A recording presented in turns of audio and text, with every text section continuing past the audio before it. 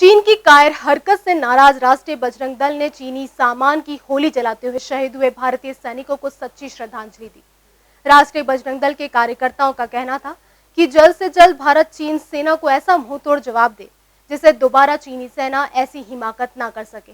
बीते दिनों भारत और चीन की सीमा पूर्वी लद्दाख के गलवान घाटी पर मुस्तैद भारतीय सैनिकों पर एक बार फिर धोखे से चीनी सैनिकों द्वारा किए जाने वाले हमले का विरोध भारतवर्ष में जगह जगह किया जा रहा है। चीन की इस हरकत के बाद भारतीय सेना पर हमले के बाद लोगों में आक्रोश है। चीनियों की इस कायराना हरकत के विरोध में समूचे देशवासी अब चीन के सामान के उपयोग का बहिष्कार करते नजर आ रहे हैं।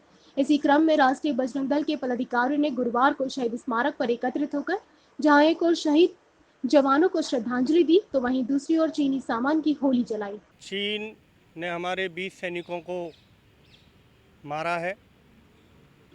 ऐसे वीर बहादुर जो हमारे सैनिक हैं उनको हम श्रद्धांजलि देने के लिए यहाँ पर एक कार्यक्रम के माध्यम से आए हैं।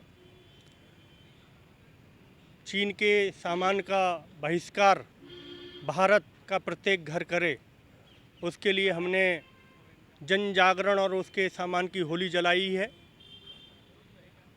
भारत अब 1962 वाला भारत नहीं है। भारत जवाब देना भी जानता है और भारत अब घुसना भी जानता है। प्रधानमंत्री जी को दो बात मैं भारत के सभी 100 करोड़ भारतीयों की तरफ से, मैं 100 करोड़ इसके लिए कह रहा हूं कि मैं हिंदुओं का नेता हूं, 100 करोड़ हिंदुओं की तरफ से मैं मांग करता हूं कि चीन से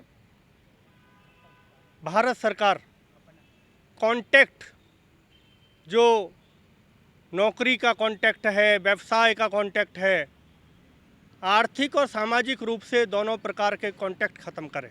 राष्ट्रीय बजरंग दल के राष्ट्रीय अध्यक्ष मनोज कुमार ने जहां एक और शहीदों को श्रद्धांजलि दी और चीनी सामान की होली जलाकर चीन के हर एक सामान के उपयोग का बहिष्कार किया, तो वहीं दूसरी ओर देश के प्रधानमंत्री नरेंद्र मोदी से भी अपील की कि जिस तरह पाकिस्तान में घुसकर सर्जिकल स्ट्राइक कर देश का गौरव बढ़ाया, उसी तरह चीन में जाकर मुंहतोड़ जवाब देकर एक बार फिर से इस हरकत का बदला लेना जरूरी है।